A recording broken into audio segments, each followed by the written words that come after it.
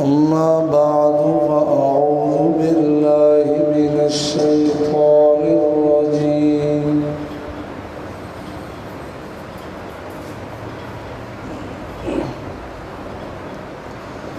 بسم الله الرحمن الرحيم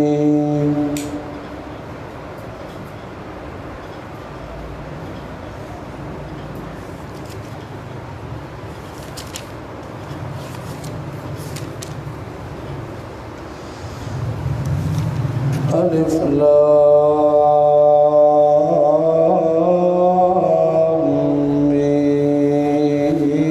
ميم را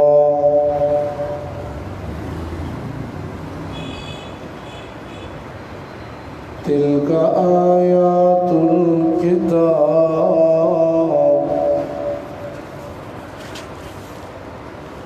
والذي أنزل إليك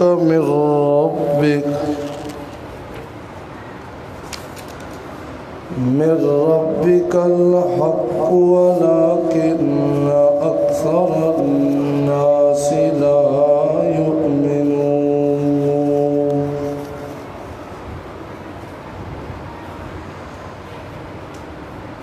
صدق الله العظيم. اللهم صل على سيدنا ومولانا محمد وعلى آل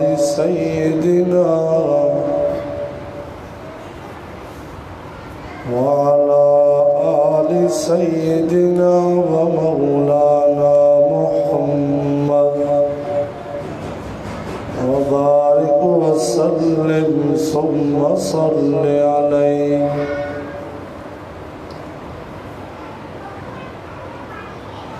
بحمد اللہ و بفضل اللہ.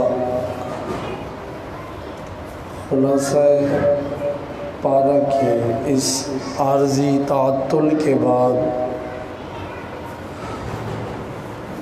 آج دوبارہ اس ترتیب کے ساتھ حاضر ہوا ہوں.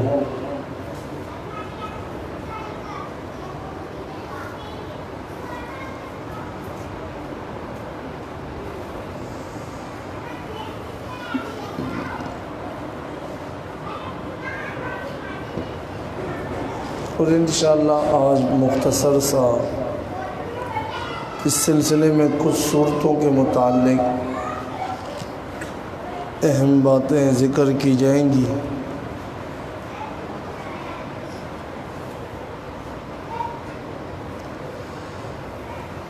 سورہ یوسف تک خلاصہ بیان ہو چکا تھا.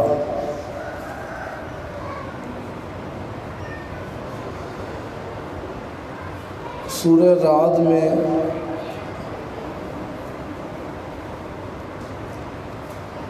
اللہ نے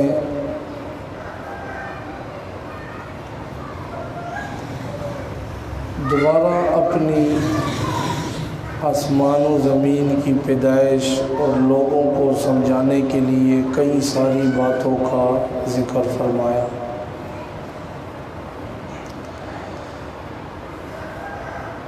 اب اس کا ماقبل سے جو تعلق اور ربط ہے، اسمی ربط جسے کہا جاتا ہے، وہ یہ مفسرین بیان کرتے ہیں کہ تم نے سورہ یوسف میں پڑھ لیا کہ حضرت یوسف علیہ السلام قید خانے میں بھی حضرت یوسف علیہ السلام نے اس مسئلے کو بیان کیا جب قیدیوں نے انہیں خواب کی تعبیر ان سے پوچھی تو انہوں نے کہا خواب کی تعبیر بعد میں بتلاؤں گا، پہلے یہ مسئلہ جو اتنا ضروری ہے جس کی وجہ سے اللہ نے ہمیں عزتیں عطا فرمائی ہیں وہ مسئلہ سمجھ لو، اور وہ مسئلہ ہے مسئلہ توحید کہ اللہ کے ساتھ کسی کو شریک نہیں کرنا ہے. اب سورہ رعد میں فرمایا کہ اسی وجہ سے رعد ایک فرشتہ ہے، رعد، سورہ رعد ایک فرشتہ ہے۔ وہ تمام فرشتے اور رعد فرشتہ اللہ کی ہیئت سے، اللہ کے خوف سے ہر وقت وہ لرزہ رہتے ہیں، ان پہ لرزہ طاری ہوتا ہے، اور وہ ہر وقت اس کی تسبیح، پاکی اور سبحانیت، شرک سے اس کی پاکی بیان کرتے رہتے ہیں۔ یہ اسمی تعلق جو بتلایا، معنوی تعلق کہ سورہ یوسف میں علم غیب کے اوپر نقلی دلیل مفصل طور پہ ایک واقعہ ذکر کیا، تفصیلی ذکر کیا، اس میں بار بار بتلایا کہ اللہ کے علاوہ اتنا جلیل القدر پیغمبر تھا لیکن اسے پتہ نہیں چل سکا میرا بیٹا کس حال میں ہے۔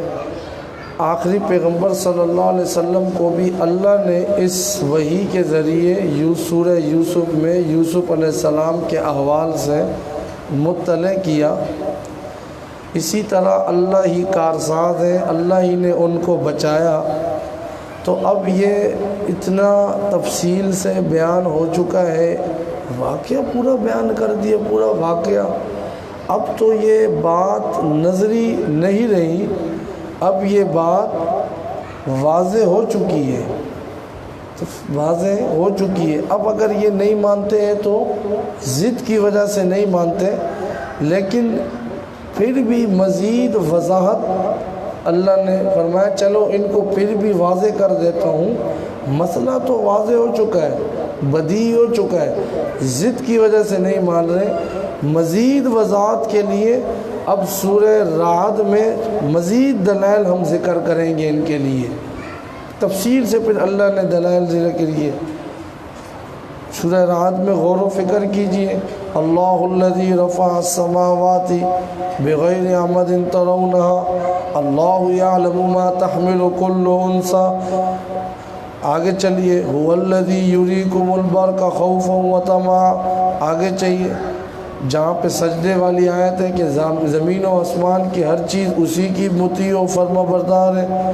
یہ کئی ساری اللہ نے کہ علویات، سفلیات، یہ سارا زمین و آسمان کا نظام، عرش پہ مستوی ہونا، یہ اللہ ہی کے ہاتھ میں ہے، اللہ ہی اس نظام کو چلا رہے ہیں۔ پھر اس صورت میں یہ بھی فتنہ ہے کہ اللہ نے قرآن کی حقانیت کو واضح کر دیا ہے، لیکن یہ کافر لوگ قرآن کے مطابق ایمان نہیں لا رہے۔ پھر اسی طرح اللہ نے عقیدہ توحید، عقیدہ آخرت پر بھی اللہ نے بحث فرمائی اور دلائل دیے۔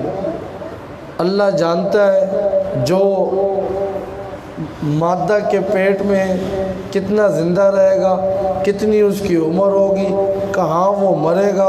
اسی طرح یہ جو بارشیں برستی ہیں، اسی طرح علوی اور سفلی کے درمیان جو نظام ہے، بادل، آسمان، فرشتے، یہ سب کس کے ماتحت ہیں؟ ان سب کے حالات کو کون جانتا ہے؟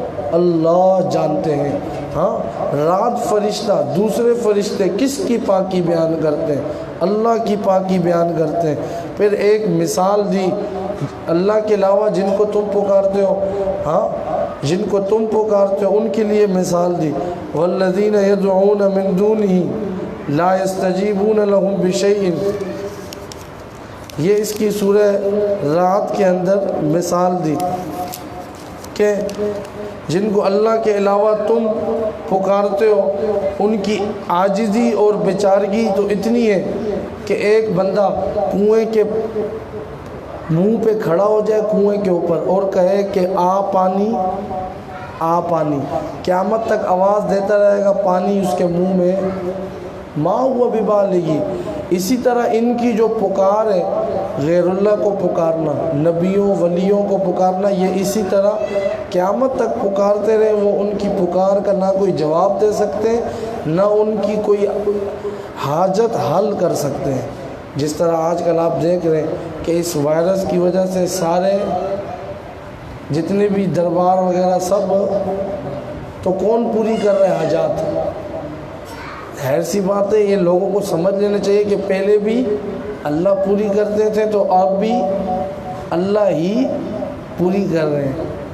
سب کھا پی رہے ہیں، اللہ ابھی بھی سب کو کھلا رہا ہے پلا رہا ہے۔ تو ہمارا پھر آگے جو سجدہ آیت ہے اس کے اندر، اس کے اندر کہ زمین و آسمان کی ہر چیز، ہاں صبح شام یہ سارا نظام یہ اللہ ہی کے مطیع و فرما بردار ہے۔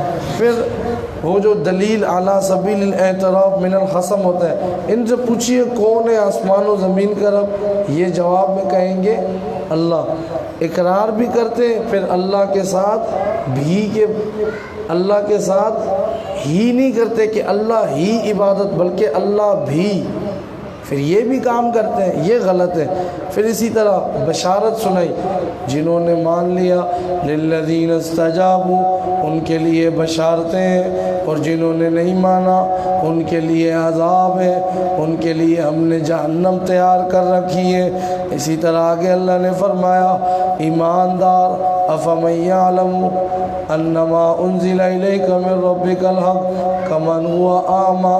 اسی طرح فرمایا جس طرح اندھا اور بینا برابر نہیں ہو سکتے، اسی طرح دیکھنے والا نہ دیکھنے والا برابر نہیں ہو سکتے، اسی طرح روشنی اور اندھیرا برابر نہیں ہو سکتے، اسی طرح ایماندار اور غیر ایماندار، مومن اور غیر مومن برابر نہیں ہو سکتے۔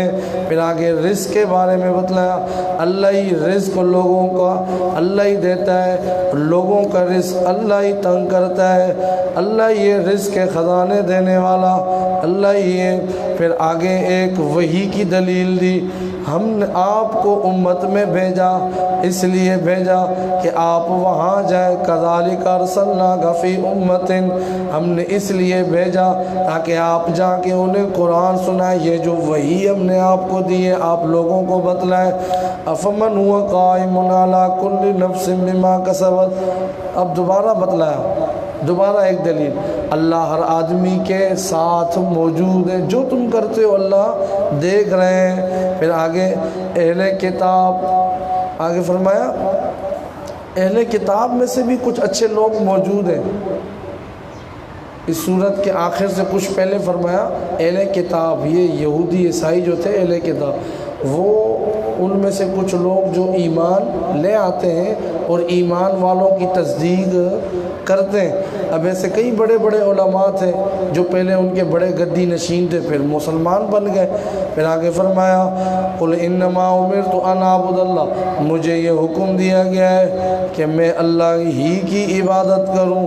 پہلے انبیاء وہ بھی یہی حکم دیتے تھے، یہی وہی ان کی طرف ہوتی تھی۔ اور سنو تم لوگ کہتے ہو یہ کیسا نبی ہے، اس کے بچے بھی ہیں بیویاں بھی ہیں۔ اور بابا پہلے جو نبی ہوتے تھے ان کی بھی بیویاں بھی تھی، بچے بھی تھی، اسی طرح میرے بھی بیوی ہے، میرے بھی بچے، اس میں کوئی مذائقہ نہیں ہے۔ جو نبی ہوتا ہے وہ کھاتا بھی ہے پیتا بھی ہے، اس کے بیویاں بھی بچے بھی ہوتے ہیں، وہ لوگوں کو تبلیغ بھی کرتا ہے تاکہ لوگوں کو پتہ چلے۔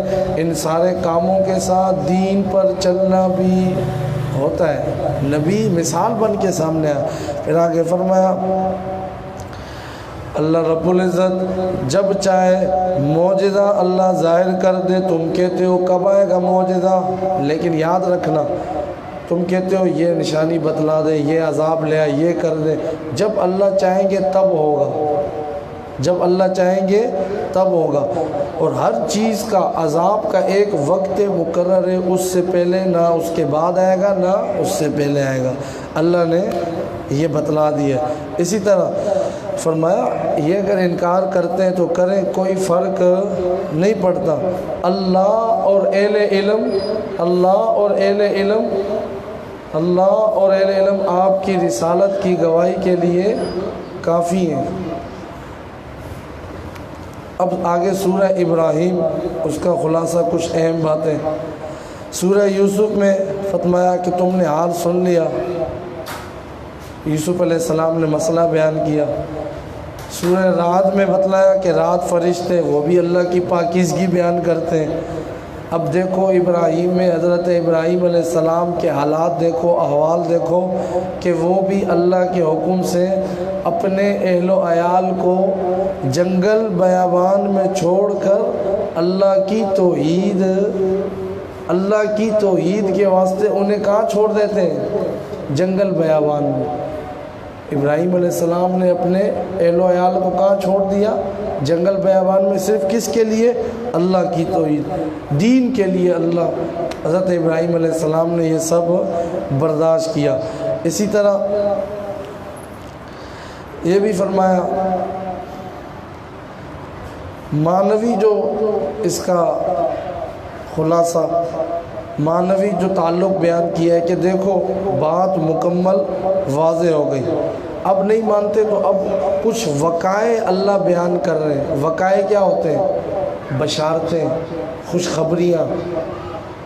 اگر تم یہ کرو گے تمہیں یہ ملے گا، نہیں مانو گے تو تمہیں ہلاک کر دیا جائے گا۔ یہ وقائع ہوتے ہیں، تخویف، بشارتیں۔ اور وہ ایسی چیزیں ہوتی ہیں کہ بعض طبیعتیں جب جنت کا تذکرہ سنتی ہیں نا تو پھر وہ اس طرح متوجہ ہو جاتی ہے، سستی چھوڑ دو، پھر سستی چھوڑ دیتے، پھر اوہو جنت ملے گی، پھر اپنے آپ کو لگا دیتے ہیں۔ ہاں جی، جنت کی نعمتیں جب وہ سنتے ہیں۔ اور اس کے اندر بھی اللہ رب العزت نے رسالت کا اثبات بیان کیا۔ اسی طرح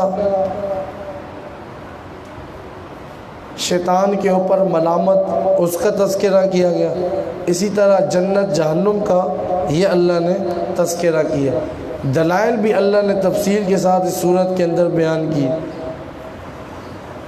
فرمایا اللہ الذی لہ ما فی السماوات و ما فی الارض، اللہ ہی ہے جو آسمانوں زمین۔ دیکھو بار بار دیکھیں، اگر غور کریں اللہ بار بار بتلا ہے، بھئی زمین میری ہے، آسمان میرا ہے، تو پھر معبود بھی میں ہوں، میری مانو، پھر غیب کے خزانے بھی میرے پاس ہیں، یہ سب چیزیں مان لو۔ ہاں پھر آگے فرمایا کیا تم نہیں دیکھتے اللہ نے آسمان و زمین کو پیدا کیا؟ ہاں اللہ ہی ہے جس نے آسمان و زمین ہی کو پیدا کیا۔ قوم موسیٰ کا حال دیکھو، قوم نوح کا حال دیکھو، قوم عاد سمود، ان کا مختصر سا تذکرہ کیا۔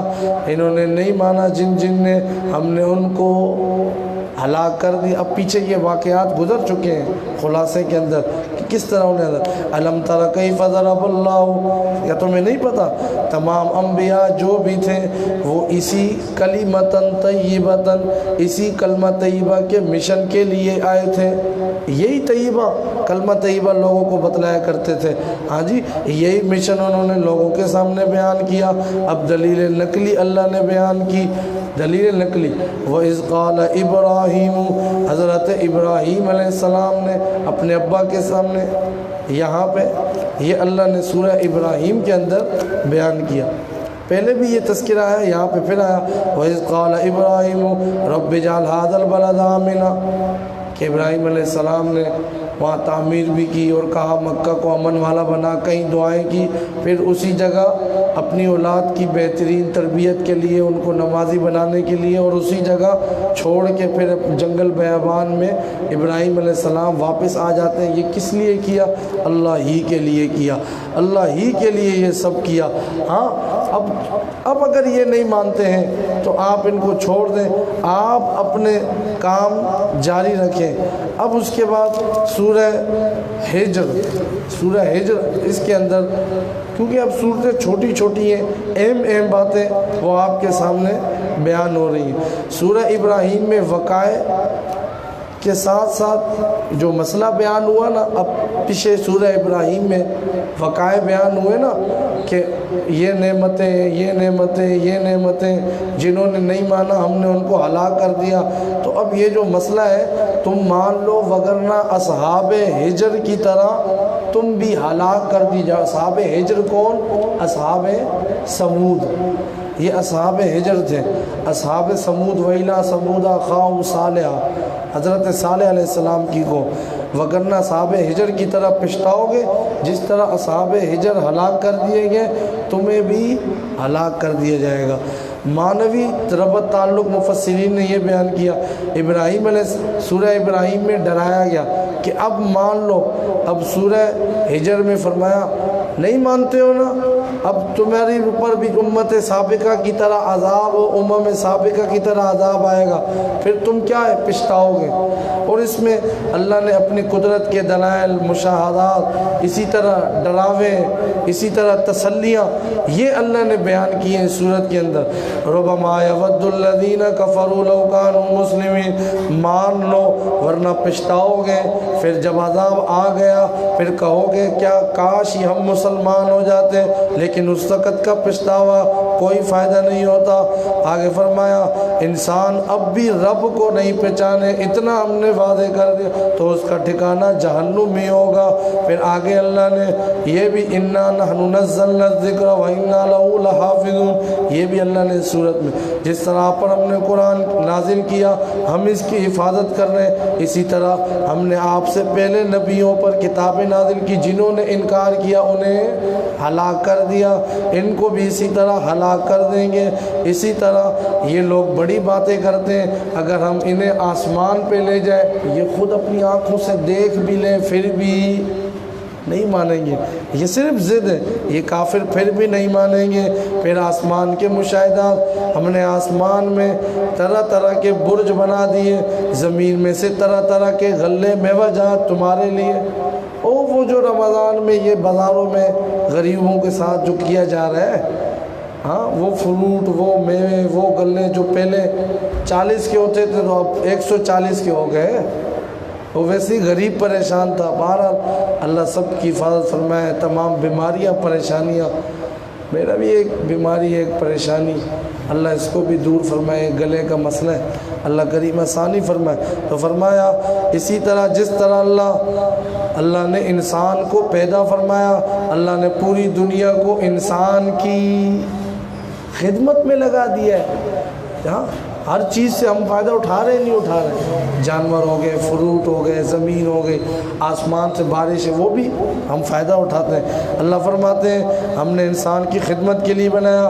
پھر آگے ابلیس کا تذکرہ، حضرت آدم علیہ السلام کو بھی اس نے ورگلایا، اس دشمنی کا تذکرہ کیا تاکہ تم بھی اس سے بچو، تم نے بچنا ہے ابلیس کے واروں سے، ابلیس تمہیں بھی ورگلائے گا، تمہارے دلوں میں بھی وسوسے ڈالے گا۔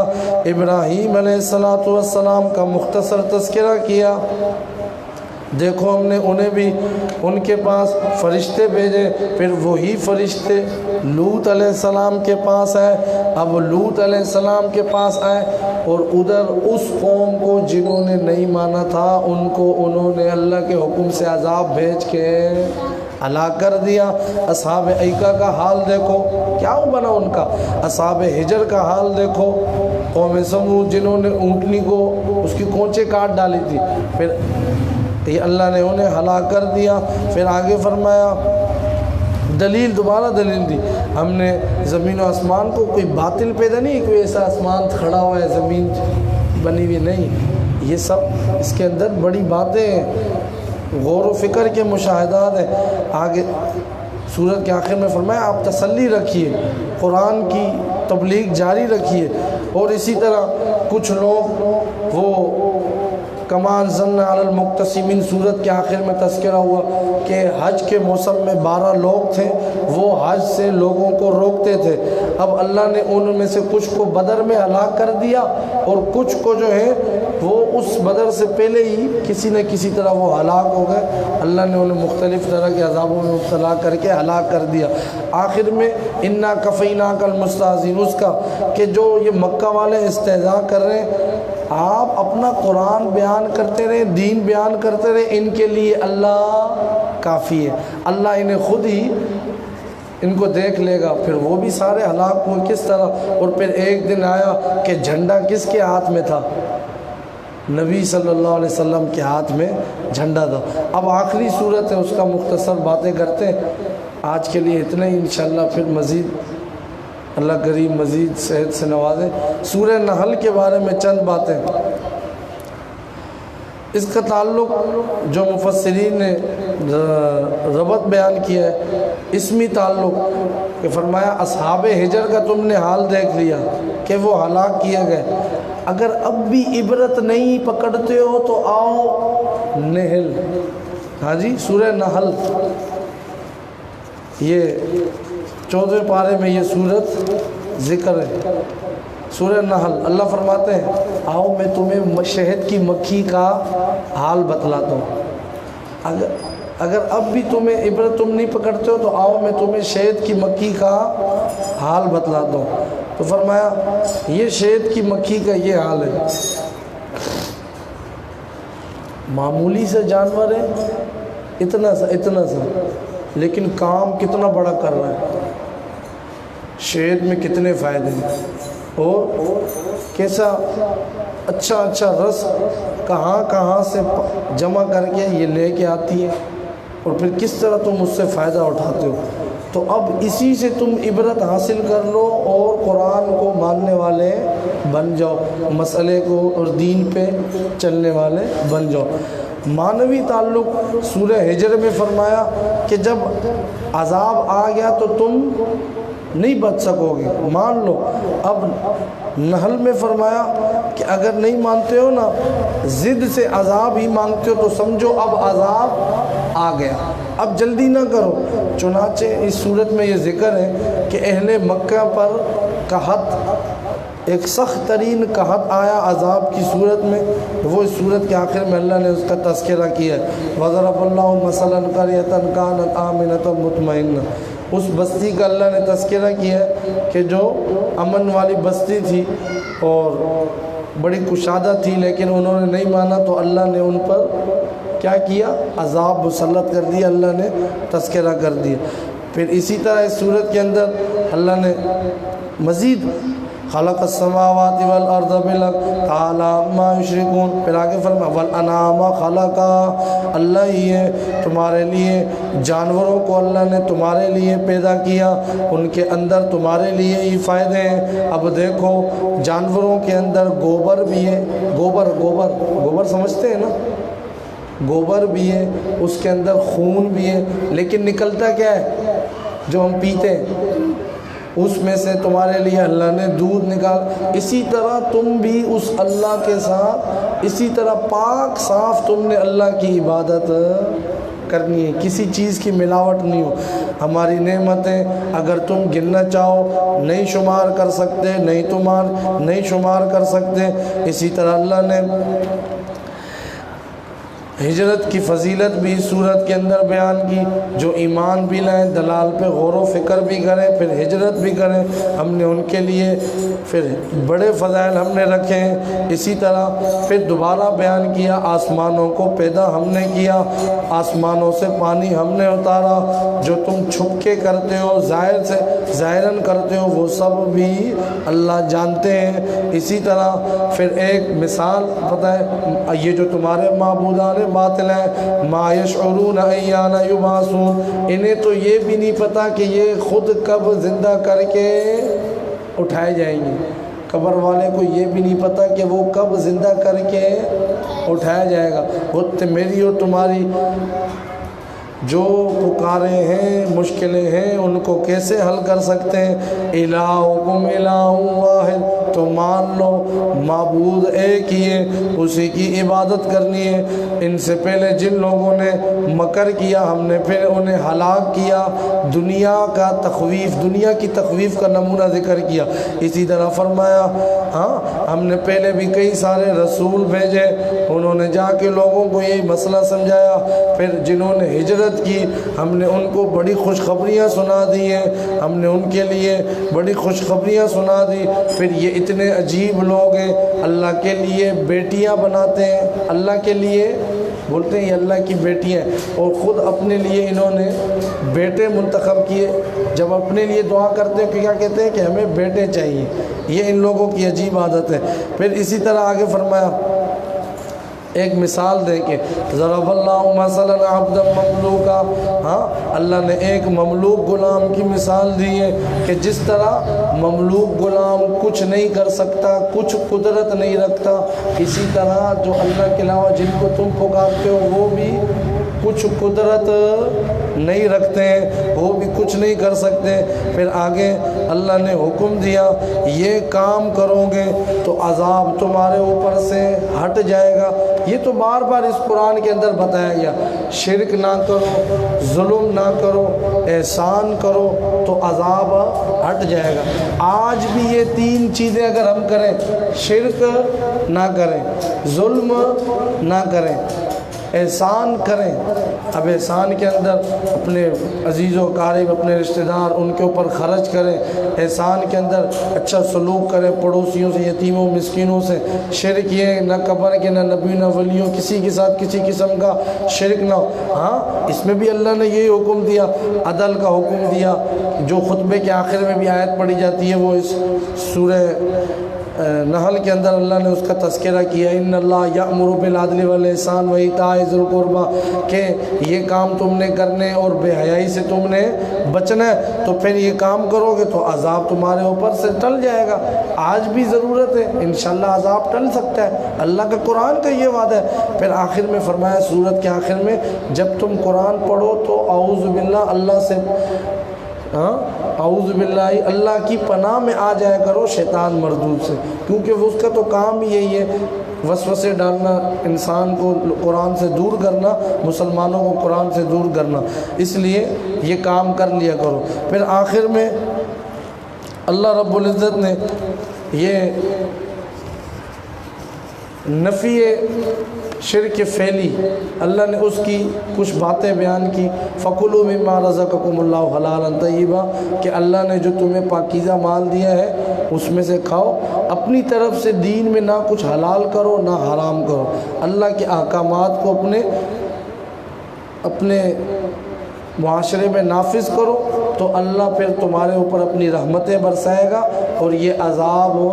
لیکن ابھی بھی کوئی بھی حکم کوئی بھی نافذ، بس وائرس ہے جی، فلانا ہے، کوئی یہ نہیں سوچ رہا کہ یہ ہٹے گا کیسے، جی یہ بھی بند کر دو، وہ بھی کر دو، وہ بولتا ہے کھول دو، یہ فلانا کر دو، یہ کر دو، جی اس کے راشن کا ہے، اس کے فلانا کا یہ، اس کے، کسی نے یہ نہیں سوچا، کوئی میڈیا پہ آ کے بولے کہ بھئی ہم ابھی یہ کریں، اجتماعی طور پہ ہر بندہ اپنے اپنے اندر یہ سوچے، تو تاکہ اللہ کا یہ عذاب، ہم 6 مہینے تک بھی یہ کر سکتے ہیں، ہم سال بھی ہو سکتا ہے، اور پتہ کب تک یہ چلے گا۔ اب یہ او بابا، اگر تجارت چانی ہے، اگر دنیا کے کام چلانے ہیں تو اللہ کا قرآن بتلا رہا ہے، دین بتلا رہا ہے، پیغمبر نے بتلا دیا ہے، اللہ کا عذاب ہٹ سکتا ہے۔ اللہ نے جو حلال کیا ہے، جو اللہ نے احکامات دیے وہ کرو۔